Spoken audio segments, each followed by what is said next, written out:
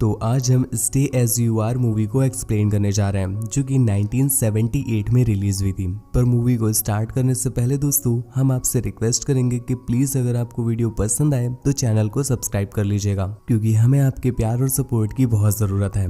तो movie start होती है और हम देख पाते हैं एक मुठैल अंकल को। जिस उम्र में लोगों का पंकज उदास हो जाता है, उस उम्र में भी अंकल का पंकज दास है। फिलहाल वो एक गार्डन में आया हुआ है और कुछ ढूंढ रहा है कि तभी उसकी नजर पड़ती है एक लड़की पर। अब लड़की देख करके वो उससे वहीं पर रेट पूछने लग गया, जिस पर वो उसे गरियाते हुए बताती है, स्टूडेंट हूँ पगले। ये सुनकर अंकल जी की फट जाती है, जिस पर वो उससे पूछते हैं, अरे मैं तो गार्डनर का रेट पूछ रहा था, गार्डनर कहाँ पे है यहाँ पे? तो वो बताती है कि गार्डनर उस तरफ है। जिसके बाद अपने ग्लू चाचा गार्डनर से मिलने जाते हैं। वो उससे पूछते हैं कि यहाँ की झाड़ियों की कटाई तुम ही करते हो? जिस पर उसने कहा हाँ। तो कहते हैं कटाई तो तुम अच्छी करते हो, क्या मेरे काले जंगलों की कटाई कर दोगे? ये सुनकर उस गार्डनर को गुस्सा नहीं आता, बल्कि उसकी फायर हो जाती है। फिर वो उसे धर कर आता है। पर इतने में ही पास से वही लड़की गुजरी, जिससे वो गार्डनर बताता है कि बेटिया रोज तुम कॉलेज का बंक मार के यहाँ बैठ जाती हो, पर आज तुमने शायद टाइम नहीं देखा। तुम्हारी जो बस थी वो निकल चुकी है और तुम आने में लेट हो गई। पर बिटिया उन्हें कुछ रिप्लाई नहीं करती और वहां से चली जाती है। मुठैल चाचा की तो उसको देखते ही खुजली बढ़ गई थी, तो वो गार्डनर को छोड़ छाड़ के अपनी कार लेकर के उसके पीछे पड़ जाता है। कुछ दूर जा करके वो कार उसके बगल में रोकता है और उससे लिफ्ट के लिए पूछता है। हालांकि वो लड़की भी इस चीज के लिए मान गई थी, पर वो पहले ही बता देती है कि मुंह में नहीं लूंगी। जिसके बाद ग्लू उसे इस उम्मीद में बैठा लेता है कि चलो कम से कम हाथ से ही हिला देगी।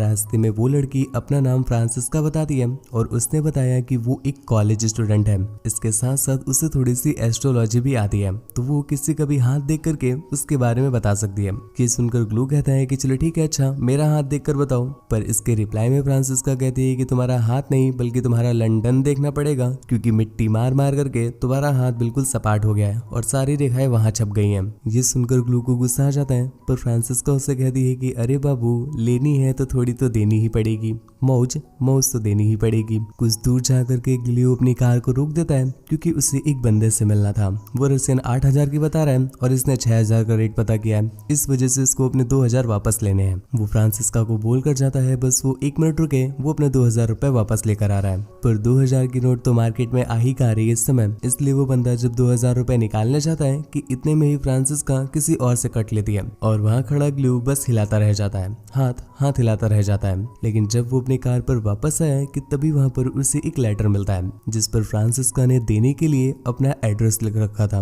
जिसके अगले ही दिन अपना बेसब्रा ग्लू पहुंच जाता है। फ्रांसिस्का को भी नहीं पता था कि ये इतना बेसब्रा है कि अगले दिन ही चला आएगा। खैर वो आ गया है तो वो भी गुफा के द्वार खोल देती है और फिर अंकल जी झील का पानी पीते हैं।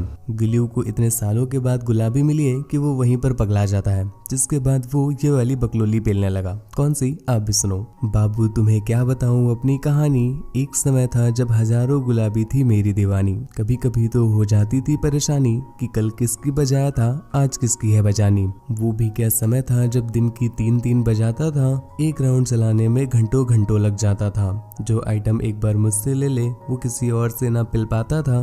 2 घंटे साथ बिताता, 1 हफ्ते तक लंगड़ाता था। पर अब बात नहीं रही वो काला खट्टा चुस्की में, उल्टी कर देता है जाते ही गुलाबी पुचकी में। हाल ऐसा है कि गोली से ही काम चला रहा हूँ, 8,000 की रसियन लाता फिर भी बैठा हिला रहा हूँ। तुम्हारी चाटी है इसलिए तुमको बता रहा हूँ, बस एक बार बाबू बन जाओ, मैं अभी शिलाजीत का डिब्बा मंगा रहा हूँ। उसकी ऐसी बकचोल शायरी सुनने के बाद पहले तो मन में वो उसे धर कर आती है, लेकिन सामने से कुछ नहीं कहती। खैर अगले सीन में ग्लू जब अपने फ्रेंड के साथ होता है तो हमें पता चलता है कि ग्लू ऑलरेडी मैरिड है। उसकी एक सगी वाइफ है, इसके साथ साथ उसकी एक बेटी भी है। पर ग्लू को अब उसकी ढीली लेने में मजा नहीं आ रहा है। इसी वजह से ग्लू 8,000 रुपए खर्चा करता रहता है। वो लोग जब एक रेस्टोरेंट में बैठे होते हैं कि तभी वहाँ पर फ्रांसिस्का आती है अपने कुछ फ्रेंड्स के साथ और ग्लू को अपने सामने देख करके वो स्माइल करती है। ये जब उसके फ्रेंड ने देखा तो वो उससे पूछता है क्या तुम इस लड़की को जानते हो? जिस पर ग्लू ने कहा कि हाँ हम लोग एक बार मिले थे। जिस पर वो बंदा उससे बताता है कि ये तुम्हारी बेटी है। एक्चुअल में जो तुम्हारी एक्स थी ना फ्लोरा, ये उसकी ही बेटी है और तुमने जो उसे चटका चटका कर छोड़ दिया था ये उसी का नतीजा है। पर भाई साहब मानना पड़ेगा,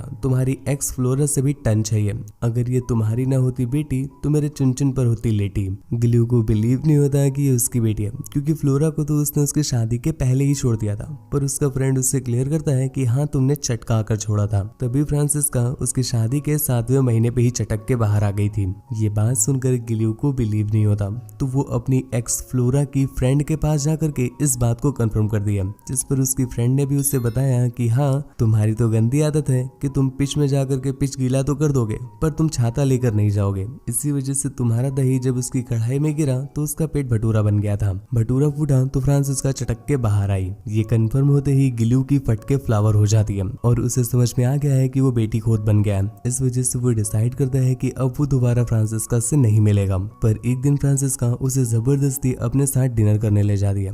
इस बीच उसकी एक फ्रेंड भी आई हुई थी, पर डिनर करने के बाद फ्रांसिस्का को कुछ मीठा खाने का मन कर रहा था। इसी वजह से वो उसकी फ्रेंड को वहां से जाने कहती है ताकि वो ग्लू का मीठा खा सके। तगड़े से मंजन कराने के बाद जब ये दोनों रास्ते से जा रहे थे कि तभी फ्रांसिस्का उससे पूछती है कि क्या उसे फ्रांसिस्का पसंद नहीं है, क्योंकि पिछले कई दिनों से ग्लू उसे इग्नोर कर रहा है। पर यहाँ पर उसने फ्रांसिस्का को समझाते हुए कहा कि बाबू मेरा केला ढीला हो चुका है और तुम्हें पता है कि गोली के दम पे ही ये उठता है, वरना तो ये मरो जैसा पड़ा रहता है। ऐसे में तुम्हें सड़ चुके ढीले केले में क्या ही इंटरेस्ट है, तुम जाओ किसी कच्चे केले का मंजन करो। पर तुमको पहले भी बता चुका हूँ मेरे भाई, हॉलीवुड वाली इन मूवी की लड़कियों को पता नहीं क्या इंटरेस्ट है ढीले केलों में, उनको चटकारा बस ढीले केलों का ही चाहिए। इसी वजह से वो उसको छोड़ने को तैयार नहीं है। अगले सीन में हम ग्लू को उसके घर पर देखते हैं, जहाँ पर उसकी वाइफ उसे गरिया रही थी। खैर भाभी जी है तो मस्त, पता नहीं ग्लू को क्यों नहीं पसंद है। हो सकता है कि वो बेड पे कम और बाहर ज्यादा चीखती है, इसी वजह से। खैर भाभी जी से गाली खाने के बाद भैया जी जब टेबल पे बैठे होते हैं कि तभी उनकी बेटियां आकर के उनको बताती है कि किसी का दही उसने अपनी कढ़ाई पे ले लिया था, पर उससे याद नहीं है, इस वजह से उसकी कढ़ाई भटूरा बना रही है। ये सुनकर ग्लू की फायर हो जाती है। You can help me with the problem I have to. और वो बिना कुछ कहे ही वहां से निकल गया। विदेश से तो चल गया मेरे भाई कि वो बिना कुछ कहे निकल गया। अपना कानपुर होता तो बाप पीछे 5 इंच की सरिया डाल के टेढ़ा कर देता। अगले दिन ग्लू जब अपने ऑफिस में बैठा हुआ था तो उससे काम में मन नहीं लग रहा था। तभी वो अपनी एक्स गर्लफ्रेंड फ्लोरा की फोटो निकाल कर वही मिट्टी चलाने लगता है। मतलब तुम प्यास देख रहे हो मुठैल चाचा की कि जो चला गया है उसके नाम पर भी ये मिट्टी निकाल रहे हैं। यहाँ से निकल करके वो जब फ्रांसिस्का के कॉलेज पहुंचता है उसे देखने के लिए कि तभी यहाँ पर फ्रांसिस्का की फ्रेंड उसे देख लेती है और वो उससे बातें करने के लिए उसके घर आ जाती है। भाभी जी भी कीर्तन में गई हुई थी, तो इस बात का फायदा उठा करके वो लड़की उसका मंजन करना चाहती थी, क्योंकि फ्रांसिस्का ने उसको बताया था कि चाचा का मंजन बहुत तगड़ा है। इस चीज के लिए वो उसके साथ लबरप्पन करने लगती है, पर इतने में ही भौजाई वहां पर आ गई जो इन्हें लबरप्पन करते हुए देख लेती है।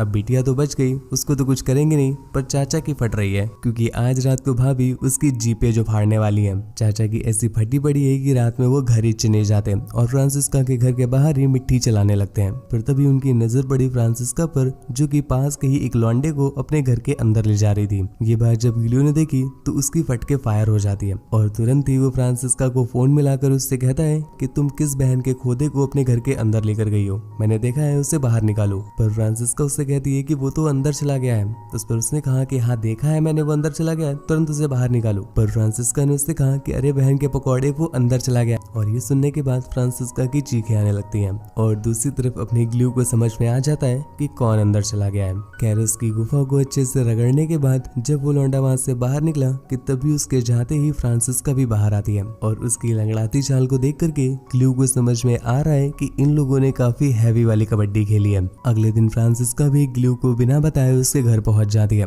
अब भाभी जी ने देखा कि लौंडी आई है वो भी ग्लू से मिलने, तो ये देखकर उन्हें शक होने लगता है, क्योंकि ग्लू एक नंबर का मुठैल इंसान है ये है। खैर ग्लू किसी तरह से सिचुएशन को संभालता है और ये दोनों बाहर जाते हैं। इस बीच ये काफी एंजॉय करते हैं, काफी घूमते फिरते हैं। लेकिन गुरु ये हॉलीवुड की मूवी है, अगर 10 मिनट भी साथ रहे तो पेलम पिलाई ना करे, ऐसा कैसे हो सकता है। इसी वजह से ग्लू उसे अपने लंदन की सैर कराने के लिए एक कुपचे वाले ओयो में ले जाता है। अंदर फ्रांसिस्का भी फैला के उसका वेट कर रही थी कि तभी अचानक से ग्लू को एक बार फिर से गिल्ट का कीड़ा काट लेता है और उससे बार बार ऐसा लगने लगा कि वो गलत कर रहा है, क्योंकि है तो ओवरऑल वो उसकी बिटिया ही, जिस वजह से वो उसके गर्म तंबू पे ठंडा पानी फेर कर वहां से चला जाता है। अब भैया जी अपने कानपुर की अगर कोई लौंडिया होती है, अगर तुम इस तरह से इसको धोखा देके जाते तो तुम्हारे पिछवाड़े पे 4 डंडा मारती और नपुंसक घोषित कर देती 100 अलग। पर थैंक गॉड ये हॉलीवुड की मूवी है तो ज्यादा बवाल नहीं होता और अगले दिन वो दोनों एक बार फिर से रेस्टोरेंट में मिलते हैं। पर अब ग्लू से रहा नहीं जा रहा है तो वो उसे सब कुछ सच सच बता देता है कि जो उसकी मॉम थी फ्लोरा, उसे ग्लू ने बहुत चटकाया है। और एक बार तो फ्लोरा ने उससे कह दिया था कि आज तुम अपने घोड़े को नंगे पैर ही मेरे मैदान पे दौड़ा दो, जिस पर मैंने भी उसकी बात मान ली और अपने घोड़े को नंगे पैर ही उसके मैदान में दौड़ा दिया। पर मुझे क्या पता था कि उसकी कढ़ाई गर्म है और मेरे दही के गिरते ही भटूरा बन गया, जिस भटूरे को फाड़ कर तुम ही बाहर आई हो। पर इसमें मेरी कोई गलती नहीं है, मैं तो उससे शादी भी करना चाहता था। पर एक दिन जब हम लोग मूवी देखने के लिए गए हुए थे कि तभी अचानक से फ्लोरा उठती है और वहां से बाहर चली जाती है। मुझे ऐसा लगा कि शायद पानी वानी पीने गई होगी या हल्की होने गई होगी। पर जब मूवी खत्म हो गई और मैं बाहर निकला तो फ्लोरा कहीं भी नहीं थी। मतलब उसने मेरे खड़े लंदन पर धोखा दे दिया और वहां से भाग गई। खैर ये सब कुछ ज्ञान की बातें बता रहा था कि तभी उससे एक कॉल आ जाता है। कॉल को रिसीव करने के लिए वो उठा, पर जब वो वापस लौट कर आया तो फ्रांसिस्का वहां पर नहीं थी। ग्लू फ्रांसिस्का को काफी दिनों तक कॉल करता रहता है पर वो उसकी कॉल को पिक ही नहीं करती। इसी चलते एक दिन वो खुद ही उससे मिलने के लिए बुलाती है, जहाँ पर उसने उसे समझाते हुए कहा कि जो मेरी आंखों के सामने थे मेरे पैदा होने से लेकर अब तक, वो ही मेरे असली फादर है। और तुम जो ये ज्ञान की बातें पेल रहे हो, तुम कोई फादर वादर नहीं हो, बस खाली तुम डैडी बनो, इसके अलावा ज्ञान की बातें मत पेलो। ग्लू भी उसकी बात मान लेता है क्योंकि इस समय उसको फ्री में मिलने लगी थी। कम से कम उसके 8000 तो बच रहे थे। जिसके बाद ये दोनों एक बार फिर से लेना देना, खेलना खिलाना, चाटना पोछना चटकाना स्टार्ट कर देते हैं। और इसी चलते एक दिन जब ये दोनों एक मूवी देखने के लिए गए हुए थे कि तभी अचानक से मूवी के बीच में ही ग्लू को आंख लग गई। अब भाई साहब थिएटर जाकर किसी को आंख लग जाए, पक्का ये हीरोपंती 2 चल रही होगी। कुछ देर के बाद जब उसकी आंख खुली तो फ्रांसिस्का उसके आसपास कहीं नहीं थी। ग्लू को भी अचानक से पता नहीं क्या हुआ कि वो खुशी खुशी उठता है, अपनी कार में बैठता है और वहां से कल्टी मार लेता है। दूर खड़ी फ्रांसिस्का चुप कर ये सब कुछ देख रही थी। उसे समझ में आ गया कि फ्लोरा कभी भी उसे छोड़कर नहीं गई, बल्कि ग्लू ने जब उसके पेट में भटूरा बना दिया था, इस वजह से ग्लू की फटके फ्लावर हो गई थी। तभी वो फ्रांसिस्का की तरह ही फ्लोरा को भी ऐसे ही छोड़कर भाग गया होगा। सच जानकर उसकी फटके 464 हो जाती है और उसकी यही फटी हुई दिखाते हुए मूवी यहीं पर एंड हो गई। गुरु तुम्हें मूवी कैसी लगी नीचे कमेंट करके जरूर बताना। और हम आपसे रिक्वेस्ट करेंगे कि मेरे भाई प्लीज अगर आपको वीडियो पसंद आई हो तो आप हमें सपोर्ट जरूर करें। हम आपके लिए इतनी मेहनत करते हैं तो हम आपसे आशा करते हैं कि प्लीज आप चैनल सब्सक्राइब करेंगे। यदि अगर कोई कमी लग रही है तो आप नीचे कमेंट सेक्शन में हमें जरूर बताइए। हो सकता है कि आपको आज की वीडियो ना पसंद आई हो, पर आपको डेफिनेटली कल की वीडियो बहुत पसंद आएगी। इसलिए चैनल को सब्सक्राइब करें, बेल आइकन प्रेस करें। मुझसे बात वगैरह करना चाहते हैं या मुझे देखना चाहते हैं तो आप मुझे इंस्टाग्राम पर फॉलो करके मैसेज कर सकते हैं। हमारे सेकंड वाले चैनल को भी एक बार विजिट जरूर कीजिएगा, आपको बहुत मजा आएगा।